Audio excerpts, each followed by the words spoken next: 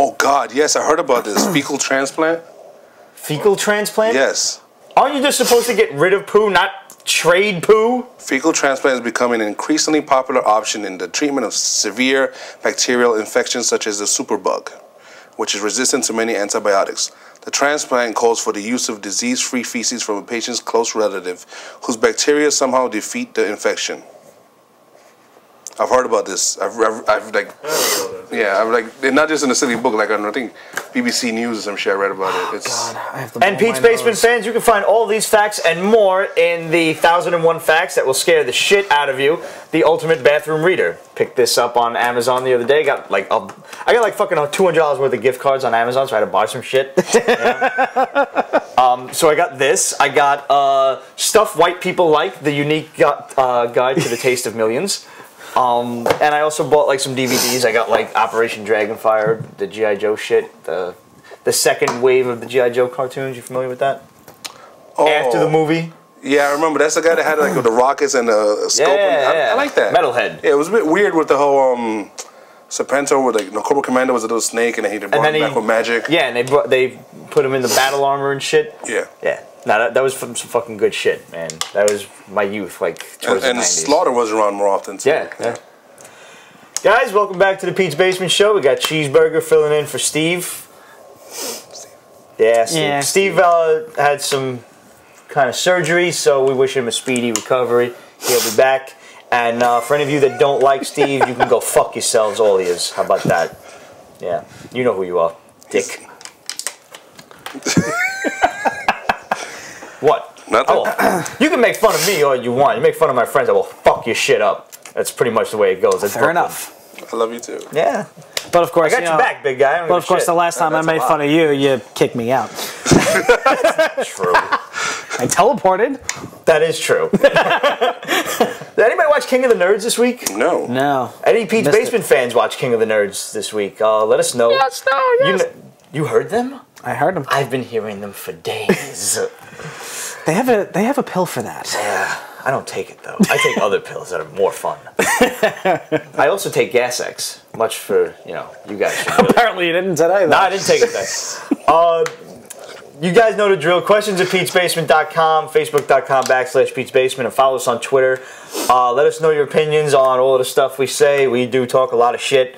Some of you agree with us, some of you don't, and we like it either way. As long as you have not. Well, slow your fucking roll, dude. I didn't mean it like that. I can't even. I ain't even got a comeback for that. No, King of the Nerds is like Geek Survivor. That shit was on TBS. Premiered this past week. Hosted by Booger and Skolnick. Yeah, I saw a commercial. The pink hair chick is cute. Yeah, the pink hair chick is cute, man. Yeah. The first shit was like basically all of our worst nightmares from school, where they have to pick teams and there's 11 people and they can only have 5 people per team. Oh, it's fucked so up. there's gonna be one person who's left out, dude. and it was the fat ugly chick who like has this like little lesbian thing going with the other cuter nerdy chick, slightly cuter nerdy chick. They both like Batman, so she's like in love. Oh boy. But anyway, like the fat nerdy chick was not picked, and then she became like queen of the nerds for the day. So then she was gonna fuck with everybody else, but. It wound up being like a chess tournament that got somebody kicked out. I gotta say. But yeah, no, it's Survivor, man. If you can tolerate Survivor, you can definitely watch this because these fucking people are nerds, man. They make us look like jocks. It's terrible. Who's a fucking physicist? One bitch is like a Doogie Howser. She graduated fucking college at 16 or some shit. Got a fucking doctorate at 20. Some shit like that. These are people that can all outdork us. Oh yeah. Yeah, we're not that bad. It was a pretty fun show, and man, like the fucking houses they live in is like, if you just extrapolated the basement into an entire house, like it's awesome. And had like suits of armor that you could put on and like a $500,000 budget, Yeah, like, yeah. Fuck it. I could imagine the damage I could do. Oh my god. Speaking of doing some damage, let's get into a fight. Matthew Weir dropped us a message on Facebook, wanted to know who we think would win in a fight between a Marvel and DC Royal Rumble no holds barred. He says Deathstroke. That's a loaded question. You did not set any parameters. No, you have to set parameters. Yeah. I'm assuming cosmic powers not allowed here. And Most special likely. weapons. No cosmic cubes. No ultimate nullifier. No cheating by going back in time. Unless it's your way. Like, what about Thor's hammer? That's his shit. Like, well, yeah. Thanos did not come equipped with the cosmic cube from fucking Jump Street. No, Thor needs his hammer. All right, Cap's shield. That's just gotta stay. Punisher has an arsenal. Batman should get his batarangs and bat shark repellent and stuff like that. Bat shark repellent. I remember seeing that. Yeah. Some days you just can't get rid of a bomb. It's everybody's favorite line. So who do you think would win, man? We got a lot of contestants here to choose from. I don't think it's Deathstroke. Almost like whoever comes to mind first. I don't think Deathstroke. That's one. I mean, for anybody that doesn't know, is unfamiliar with the character, Deathstroke uses like 90% of his brain. He's almost like the ultimate killing machine. Yeah. He's everything short of a fucking telepath and a telekinetic. He's like Taskmaster to the fucking 10th power. I remember in Secret Identity, he almost took the Green Lantern ring from Hal Jordan. Yeah. And that would have been hot. Yeah. But I don't know. I mean, we have Doomsday. We have the Hulk. Yeah. There's dudes that could level the Hulk. Yeah, there's the Darkseid versus the Hulk would be awesome. That would be awesome. And it's just like we said, I mean, Silver Surfer. Yeah, if you're not if you're not keeping cosmic guys out of this, then Silver Surfer Darkseid would be an epic. Galactus. Galactus Cosmic. You can't throw Galactus into this mix. Odin. I'll allow for Odin. Judges, we'll allow for Odin. Odin fought Galactus recently. I know. Odin's pretty fucking powerful. He is, yeah. Every time you think they've capped off Odin, they just jump him up a level. Maybe we should fucking disallow Odin. We might, yeah. I'm going Doom, man. Dr. Doom, between his science and magic. Like, I admit Deathstroke could probably kill Dr. Doom, but you gotta get near him first. Like, Dr. Doom just be like, no. And just fucking, like, freeze your shit in midair. Just because he can, he'll fucking find a way to do it. And if you kill Dr. Doom, the fact that he's magical in nature, he might just come back. Yeah, how do you know you didn't get a Doombot out of the deal? Right. You know? Yeah. If we're coming at you with the whole arsenal, Dr. Doom's got 9,000 little Dooms running around. Magneto with his fucking power, with his power unleashed. That whole scene from, what was it, the fucking, with all the hologram covers. I can't think. Executioner song. Yeah. No. Oh, wait, no, not that. Fatal Attraction. Right, Fatal Attraction. When he's just like, no, fuck this shit, stop. And he just latches onto the iron in their blood. Yeah. Yeah.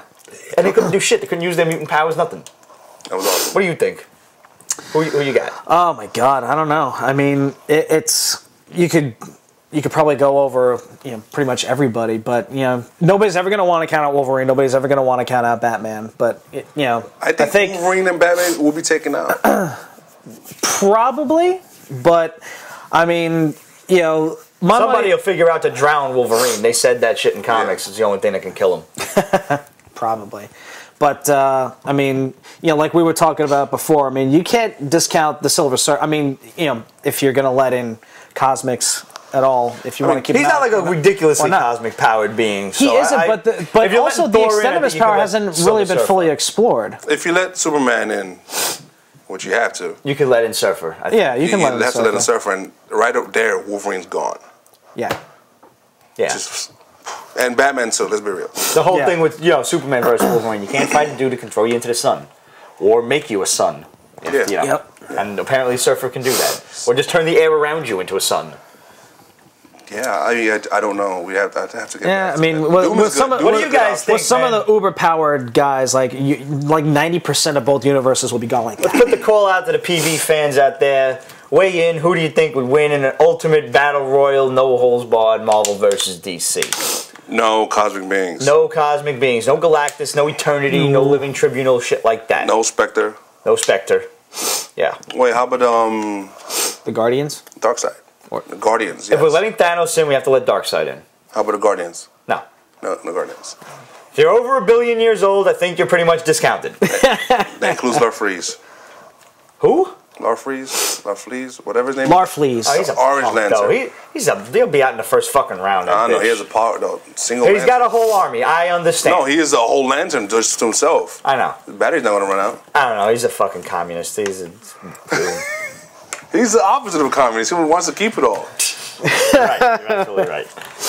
Let's go Demon Knights 16. Now, this was recommended to me on Midtown Comics this past week by Jill Pantozzi. I hope I'm saying that name right. She is the Nerdy Bird on Twitter. I suggest you follow her. Yeah, she's very cute. That she is. she reads comics and she gives reviews and stuff. She's very fun to follow, so I certainly suggest you do that. Check her out. And she was the one who recommended me this book. It was a good jump on point. I'd never read it before. Me neither. I never heard of it, honestly. Yeah, I did. It's obviously, it premiered around the same time as the regular DCs did. Yeah, already up to 16, right? Yeah. It's like one of the prequel books of DC Universe. Yeah. That with that Wild West book with Jonah Hex. With Jonah Hex, right. That one, I jumped on that immediately. I didn't read it. I didn't the second story arc, and the first one kind of I pushed my way through it. Didn't care for it. I don't do westerns. This one, we're gonna touch on that in a moment. Well, I liked it. No, we're not that kind of touch. It. I like the fact that we got a vampire named Cain running around here. Yeah, I'm the hoping original. that's Cain, like Abel's brother, because he's talking about I'm older than your Bible priest. Yeah. And he throws away the cross and shit. That's not Kane's first appearance, actually. No? He's in iVampire. He's the one that created Andrew. That's the same dude? Andrew Bennett, I didn't know iVampire was taking place in the same universe. iVampire could be canceled. I know, I heard. Fucking bastards. I know, you're very upset about that. Yeah, this is showing a different side of his origin and shit when he was more active. So maybe he is Abel's brother. It seems that way. Yeah, it seems like he killed... Well, yeah, Cain killed Abel. I mean, Vampire the Masquerade is a pretty popular book, and the whole Book of Nod thing is, if you do a little research, it's a great read, even role-playing games aside. It's fun. So I'd really like to see this be the original Cain, and the concept of him being the first vampire is really fucking fascinating. Yeah, it's a pretty cool book. I didn't get the chance to finish it before we started. It introduces you to these three other characters. Horsewoman, which is probably one of the stupidest names I've ever heard. It is a stupid name, but it's interesting. She can't walk, so she forms a bond with her horse. Yeah, and that's. Oh, so she can't walk at all? No, I thought she broke her legs and shit when she fell off the horse. No, she's. Okay. That's what, I'm still kind of getting used to these characters. There's the other Amazon woman. It was banished. Who was exiled, just like Wonder Woman. And this other kid, whose name escapes, Exortus and somebody else. No, there's three women. I thought it was two women. No, there's three. These two women and then dude, the third one. No, there's an old dude that's helping him out, but he's not really involved. That other one's a girl? Yeah. Oh, okay. That's the Exortus. She just has really short hair. Yeah. They gave her a buzz cut. Yeah, she might be. And see, this is my problem. When they said they were in a relationship, I thought it was a guy. Oops, my bad. I thought he looked rather young and, something like a little boy. And I was like, yo, good for him, man. This dude's banging an Amazon. Or whatever. But honestly, I had a lot of fun with this story, and I'm definitely going to stick around and see what's going on. I never picked up the title before, but I'm happy that it is a good jump on point. And if you are at all interested, I'm going to good artwork too. Yeah, the artwork was good. Yeah, really nice. Very appreciative. Let's go to westerns now for a moment. Since you said you did not like The Crawling Sky. I don't do westerns. It's not. Is this like a thing? Like you never watched the Clint Eastwood movie? Oh, I love the movies. Comic books, don't really care for it. I like the superhero type shit. Superhero and westerns, no. Fair enough. So you didn't read that those Gotham City Elseworlds when he was like in the old western shit? No. All right.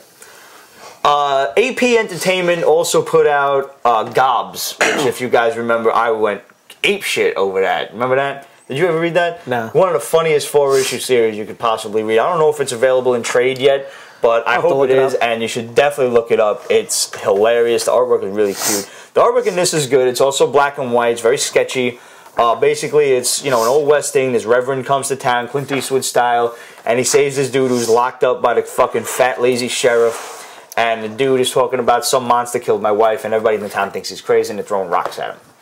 So the reverend, being the fucking tough bastard that he is, hits a little kid in the head with a rock as he's about to fucking throw the rock at the crazy guy. I figure anybody brave enough to hit a little kid in the head with a rock these days is somebody I want to be friends with. Well, you call that brave? Yo, it's pretty taboo to fucking talk about hitting kids with rocks, man. Rocks, yeah, okay. Yeah. Well, ain't like he rolled up a piece of paper or threw some sand at. He hit the fucking kid, gobbed him with a rock. Gobbed him. Yeah. Gobbed him. Crawling Sky was pretty cool. They do not show you the monster. They just call it a haint. H-A-I-N-T. I am not familiar with that type of creature, and usually I'm pretty up on my supernatural folklore. Yeah, there's a taint joke in there somewhere, but I'm not. There is a taint joke, yes. It's a haint with a big taint. It's pretty creepy. But I'm going to stick around with Crawling Sky, and let's keep going. It's intriguing. That's for sure. We got a whole bunch of comics that we never really talk about on this episode of Pete's Basement. Yeah, a lot of I don't want to say independence, but a lot of interesting stuff that's outside of the bigs. Figure we mix it up a little bit. Why not? I don't know if you guys have been privy and privileged enough to be reading Fly from Zenescope. Yeah, you got me on the first volume, and I've been reading it ever since. This shit is fucking awesome, man. Yeah. It's basically about a drug that allows its users to fly, and prolonged use also grants various kinds of superpowers. The first one was very much about drug addiction, and there was this guy with gray hair who kind of looked like Cable. Yeah, actually. You know, and he was real pissed that the creator of Fly, he killed the kid's parents, and then the kid grew up and just went after this guy. And then, meanwhile, the kid's best friend, his girlfriend, was hopelessly addicted to it. She was like the real fucking bad guy. Yeah, she's cover model. Yeah, and she dies. She dies in this storyline. That was like 2 issues ago. Yeah. And more or less, this particular story is about the older guy, the Cable-looking guy, who they just call the hero. He has no name yet. We're introduced to his daughter and the rest of his family. Daughter is dead now. Yeah. We find out that this kid killed his family.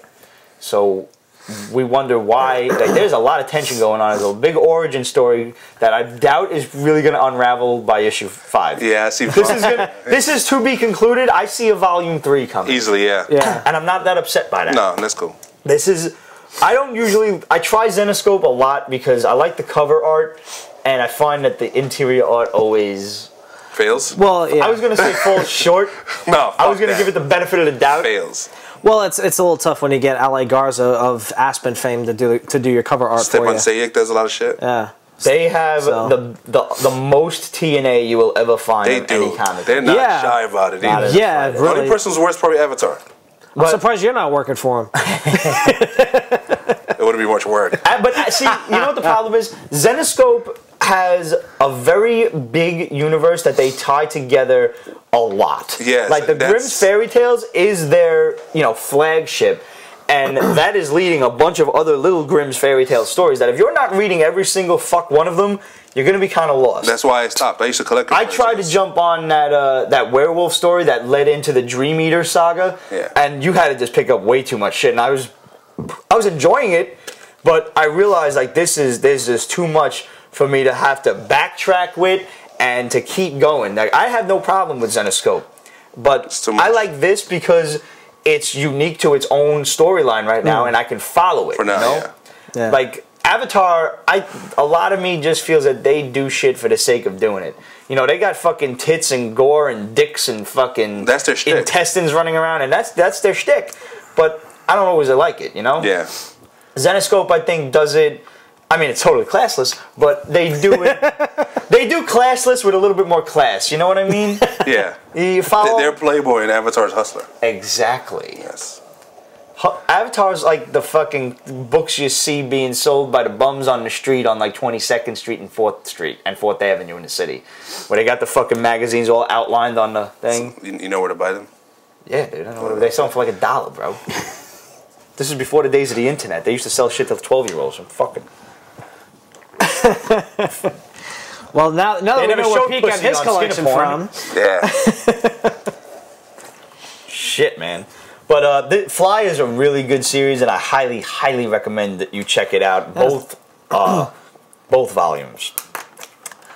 Let's talk Saga. This was one of the books that was highly, highly recommended to us via the Facebook post. Saga's good shit. I'm still behind on Saga. It's like 8 issues in, and I will not catch up on it yet until... To what? I'll tell you this... 3 years later. I gotta do it all the time. Why not? No. I'm gonna really... It's only like 8 issues in, right? I could catch up on that pretty quick. If you start. Yeah. That's what but you have to start. Remember Chew? Yeah, but Chew's phenomenal. And Saga's good. No, I'm gonna catch... I'll catch up this week, I promise. Yeah, Saga is definitely entertaining. I really will. Oh, shit. What's it about, man? Oh, shit. All right. Oh, I hit him with a fucking curveball there. That's what we do here. We talk about what comics are about. Look, it's like you can see the fucking hamster tripping on the wheel. It's like, oh, shit. All right, there's 2 alien races at war with each other. One male, one female decide to get together and they produce a kid. normally the kids die because they're different species, but for some reason this kid is alive and is freaking out both races, and they're going after these people and trying to kill them, and everything in action and hilarity ensues. Is it funny like Chew, or is it like just fucking... No, it's fun. It has its funny moments. It's got a couple of humorous moments, but like it's more like craziness. Like there's some really trippy shit going on in this comic book. I mean, very imaginative, drawing and stuff like that. I mean, you got this spider bitch, white skin, 8 eyes, no arms. 8 legs, but they're all arms, actually. Yeah, they don't have hands at the end of it all. And then you see more... She's topless, too. Right, so she, I had a coworker actually tell me about Saga, too. Go figure. Oh, my God. That was muffled, too. Yeah. Wow. Do you feel the bass? Shit, man. You do double time in some dude's trunk?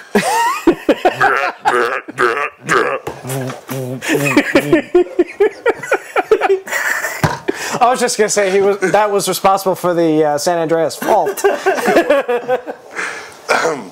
Damn. Where were we? Saga. Yeah. Start reading it, man. It's good shit. Like there's like this very weird entertaining, and prince even though that has a TV for a head, it's a robot, and there's like serial killers out there. All the serial killers have like special names, like the Book or the Fly or the Pete. It's just I'm really registering like a lot of hilarity like Chew. Is it? No, it's not like Chew at all. There's blood, there's action, there's gore, there's sex, but it's just like fuck it. Here it is. This whole it's oh wow! I saw that in slow mo. Jesus Christ. It's basically like you take any kind of like sci-fi style action flick. Possibly the grossest thing I've ever done on the Peach Basement Show. Listen, it was either my arm or you, man. No, I think I should be your fucking hero for the day. Yeah, you are. Snot, motherfucker. My we hero. all do it. Act like you don't pick your nose in the car. Some people say it's mucus, but it's not. Ha! I see what you did there. Hoax Hunter. This also came recommended to us. What a I just started. I picked up the last 2 issues, I believe. Right. Yeah.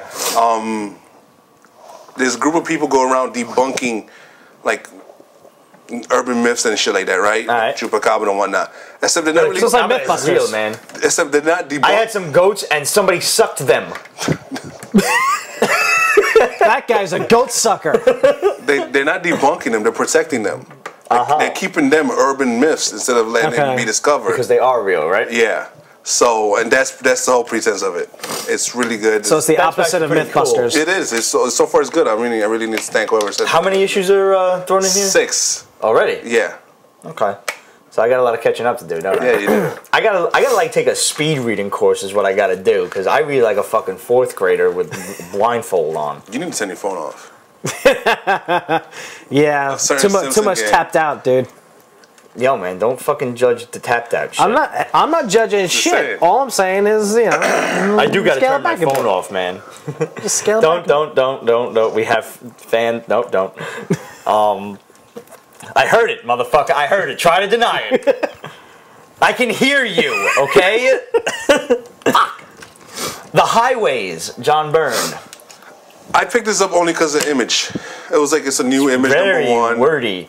Yeah. I like the backgrounds. I want to say that, first of all. Like the whole outer space decor, the ships and everything. Yeah. Really cool. The characters seem like they could be alright, but there's a lot of wording. It is. But I'm saying it's just hopefully. I don't know if this is John Byrne's first take at writing his own shit. I mean, I know he's been drawing for ages. No, I think he's done it before. But I'm sure he has. But like, I would be hard pressed to even fucking tell you one thing that he's written. Like, I know Neil Adams all of a sudden started that whole Batman Odyssey shit, and that was less than stellar. That was, yeah. But we've met him, and he's special. Neil? Mm-hmm. Special's a good word. He's special. Yeah. Neil will fuck your shit up. That's why I'm using the word special. Neil's from New York, man. That dude's a dick, and he knows it, and he has every right to be. He's one of the nicest guys in the world, but he's a realist. I've met Neil several times, and he actually came to my high school. Told everybody in my cartooning class, I'd be surprised if any of yous make it in the industry. And like at a time when everybody's saying, "Oh no, practice, you'll make it, you'll be a comic artist." Fuck you. I mean, I became a graphic artist, and a lot of that was thanks to him, because he was the only dude that actually gave anybody a realistic fucking view. And I've seen him fucking review portfolios at conventions and make people cry. But he will tell you what's up. Like, Neil will only be fucking honest with you. And I appreciate that. That's one of the most respectful things that you could possibly imagine. He's got a way of doing it, but nevertheless. Well, there isn't really a way to be completely bluntly honest without coming off sounding like a prick. Yeah, no, there's really no two ways about it. I never met John Byrne, but I've always liked his, his art style and everything. So that was what drew me to this book after the recommendation in the first place. This was the first one I read. It was all right. It was a nice starting point. It's a number one. I'll have to check that out. There was like this big fucking green beholder looking thing at the end of the story. Yeah. This like space monster kind of thing.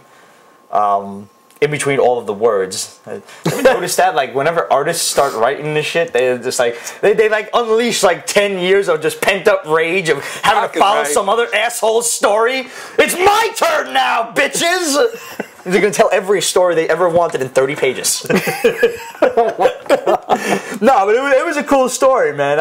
I'm gonna stick around on that. I'm really enjoying, like, all of these new recommendations, man. Like, we usually just kind of stick to Marvel and DC and everything, as you guys know. So this is like, this episode kind of branches off a lot, and I feel like I'm discovering new things. I resist change on like a subatomic level. This is like the Star Trek episode of Pete's Basement. We're boldly going where no other comic podcast has gone before. I like that. I like that. No, we could do that.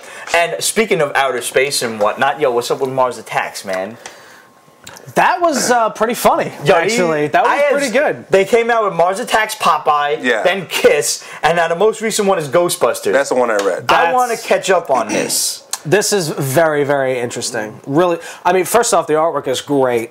Especially when it gets to the part with the Ghostbusters, because they have the prologue of how the Martians get there. But it just, like, you look at this, you're just like, holy shit, I'm watching the cartoon again. So that's the way the whole comic feels. They got me on this shit. It's like another fucking book I read. You're welcome. But highly recommended. You didn't want a social life, did you? No, not at all.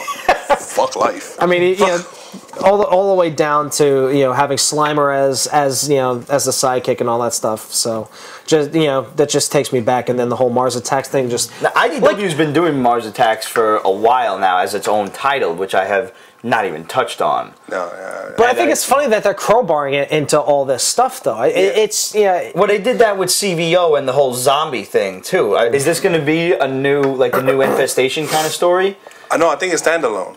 Okay. Because they didn't mention nothing about the Popeye, and this is Mars Attacks, but with Ghostbusters 2, because they're ghost Martians. Right. Yeah. So there's not going to be a second one. It's crashed back in 1938. Even the Infestation and then Infestation 2, it crossed over into like G.I. Joe, Transformers, Ghostbusters, shit like that, Ninja Turtles, but it didn't touch on the core titles. It was just their own kind of like a number one and number two, done. Were these one-shots, or is it... No, I think they're one-shots. Okay. Yeah, this one... Actually, it seemed like it was one-shot, but they left it open to do another one. Okay. So... These are ones I'm going to go back to, because every time I'm looking at them in a comic shop, and I'm like... Yeah. Did you feel like you had to read the Mars Attacks story to get like the gist of what's going on? No, this is so... All you have to do is watch 5 seconds of the movie to know what the Martians look like, and then that's it. I always default to the scene when Ving Rhames punches the little bastard's glass tubing, and there's like fucking 100 stars in that movie. I know. Just the most retarded movie I ever made. It really was. Yeah. Todd, the ugliest kid in the world. Awesome book. I'm surprised you haven't fucking Funny read as this. hell, dude. Is it? Yeah. Well drawn too. Yeah, very well drawn. He's literally ugly. Okay. There's one point. He's so ugly because he basically walks around. You don't see his face. He has a paper bag on his head the entire time. The only time he takes the bag off is when he goes to sleep. And how did you find this? Was this recommended to us? I just saw this fucking title while I was going to my weekly list, and I was like... And the cover's classic. This is a fucking long-ass title. Yeah. The cover is just absolutely classic. Is this just a number one? This started? Yeah. Yep. Was it a one-shot, or does it keep going? It's going on. It's it looks like it's either going to be a mini or it'll be an ongoing, but yeah. Is it like, is it Chew funny? Is it Johnny the Homicidal Maniac funny? No, it's not like Homicidal Maniac, but I haven't read the Chew. The Chew. I will be the first one to tell you that you're missing out because I missed out for so long. It's not the Chew's more slapstick with like crazy chicken and special posters in the background. Right. But it's just fucked up funny. That is one thing about Chew is you have to look that fucking panel over. Yeah. There's a lot of shit going on. Yeah. All right. I guess let's conclude the show with let's go back to Marvel and DC and everything. Fair enough. Jumping back from Demon Knights, which was DC, but I wanted to cover first because that was, recommended to us. Deathstroke 16. Loved it. I loved it too. Our good old buddy Captain Sweatpants told us to get on in, and he was right. This was definitely a time to come back after, the whole Rob Liefeld fiasco, which I feel like, it's kind of like just rebooting your computer or like putting an antivirus through it. Every now and then a company has to hire Rob Liefeld, realize it's still fucking stupid to do, and get rid of him after a while. He acted like such a dick when he left too. Criticizing and blaming others for his failures and shortcomings. Learn to draw feet, Rob. Learn to draw feet. Buy a fucking anatomy book, please. Anyways. Grey's Anatomy, dude, and I don't mean the TV show. Turn off the TV show. Ellen Pompeo's never gonna blow you, and open up the fucking book. Open up Grey's Anatomy. Read the book thoroughly. Wow. Deathstroke was great, man. There's this like unkillable dude who is just a tyrant in a town, and they hired Deathstroke to kill him. This is going back from like 15 and possibly when did it start? No, it's the second issue. Okay, and basically Deathstroke's hired to kill this guy, but you can't kill him. He's unkillable. He's literally unkillable. He decides when he dies, but Deathstroke's like, well, we don't have to kill you, but we can continue to beat the snot out of you. Oh my God, do they? Until you decide that you don't want to deal with this shit anymore. So Deathstroke just inspires all of the townspeople to rise up with fucking pitchforks and torches and spoons and fucking nails. Dude's got nails coming out of his head and his shit. eyeballs off and shit, yeah. And then he hands him a gun with one bullet, and he's like, you could shoot me, you could shoot one of them, but we're going to keep doing this shit to you. And then he just fucking blows his head off. Great story. Wow. I don't know when Deathstroke became a fucking compassionate, superhero or whatever. It was a contract. It was a job. Yeah. I know. It was a job, so I'm going to let that go and hope that they don't take him down that route. No. I like Deathstroke being an asshole. He's not the Punisher. The Punisher has compassion. Actually, his not much, but he has it. His origin might be told in Team 7. It came out this week also. I can tell the total origin of Deathstroke? They're hinting at the process because he was with Team 7. He was possessed by Eclipso, and in the hospital bed afterwards, Lynch goes up to him and talks to him about some government project and shit. And I think that's what leads up to him being Deathstroke that we know of in the current Marvel DC universe. And this is Team 7? Yes. He reads everything.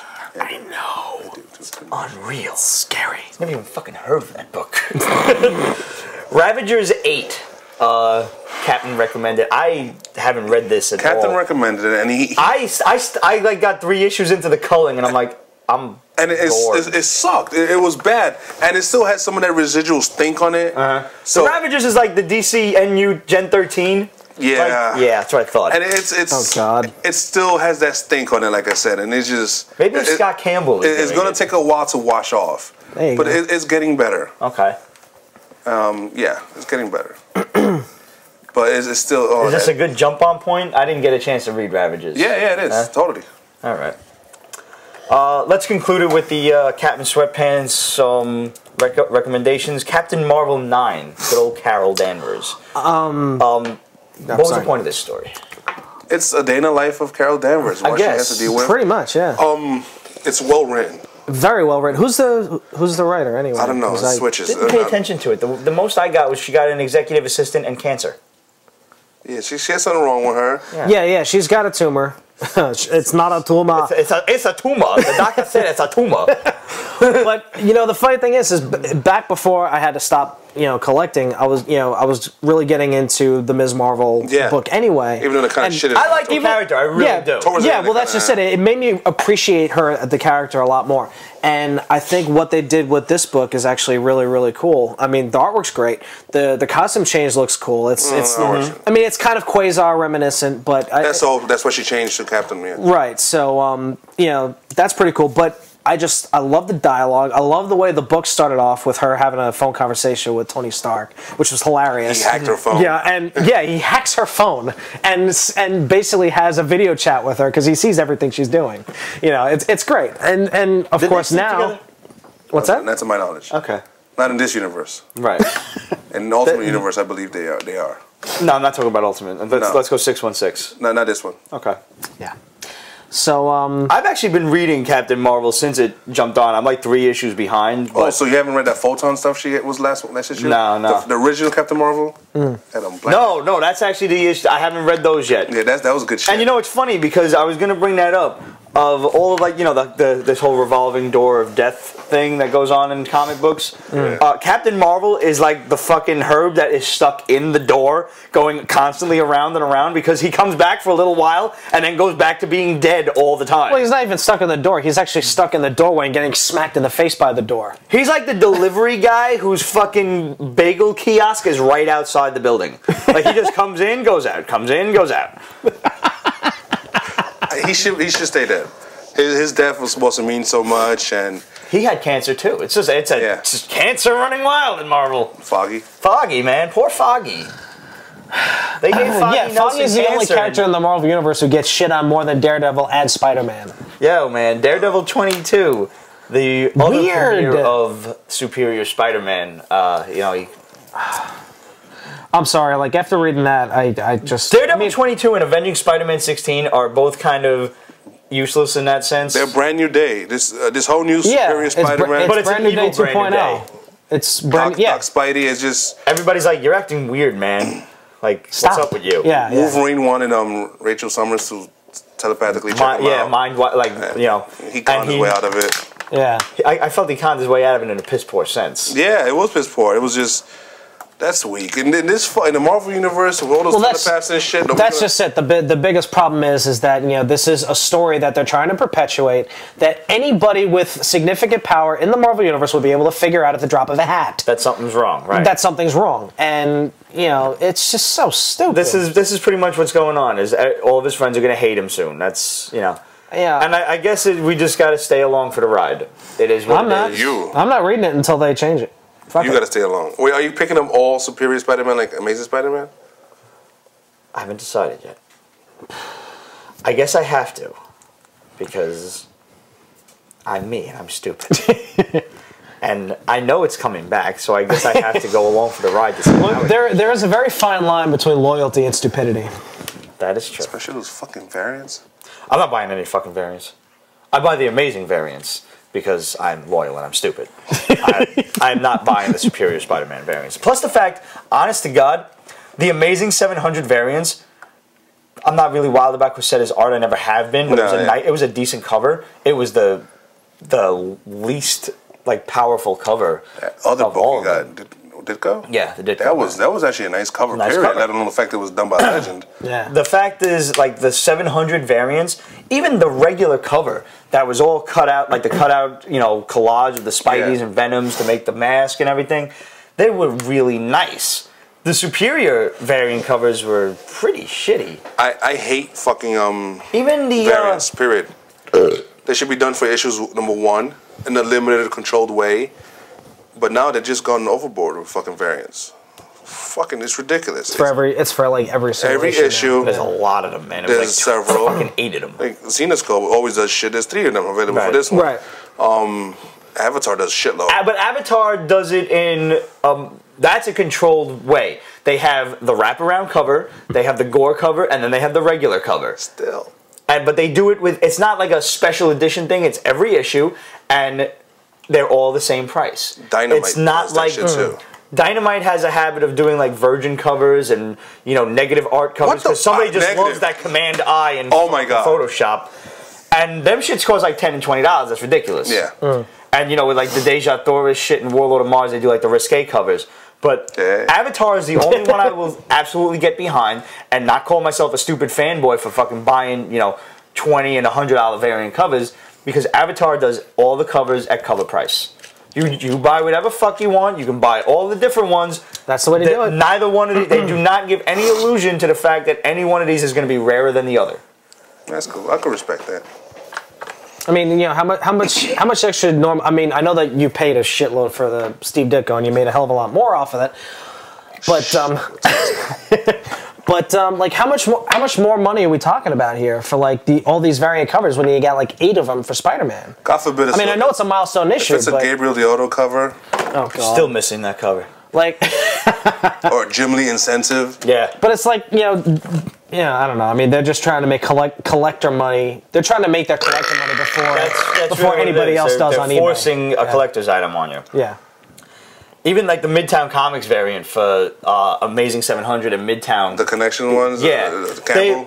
The issue was $10. They're going for over $100 on eBay. It's ridiculous. And honestly, the 700 variant was great. The Superior variant was like Spidey's like, hey, look at my ass! And, you know, it's not even nice. You know, I've seen Scott Campbell do way better shit. Yeah, I think he rushed that one. I don't know why. He's not working on a fucking book. What the fuck he's rushing through shit. But anyways. I'm usually the hater. No, variants and that fucker. These are the things that piss you off? Yeah. That's what really grinds my gears. Yeah. You should do a rant about that. Haven't done a rant in a while. I know. Remember those? Yeah. Yeah. Maybe I'll do an eBay segment one of these days. Oh, shit. There you go. We'll see you guys next week. I don't like tequila. Oh, okay. You don't like tequila? No. Wow. Tequila doesn't play well with others. Don't. You kill one person, like, oh, no, you can't, you know, not do that. You kill 10 people, nope. You killed like 100,000 people who are like... And they're almost like, well done. Well done. You almost get up very early in the morning. Wake up, death, lunch. Death, afternoon tea. They prefer to be called differently hued Americans. Thank you. What, you guys are nerd Americans? Yes. Yeah. Yes. One to get picked, and then she... I'll tell you about it on the show. Just let me fix my ass.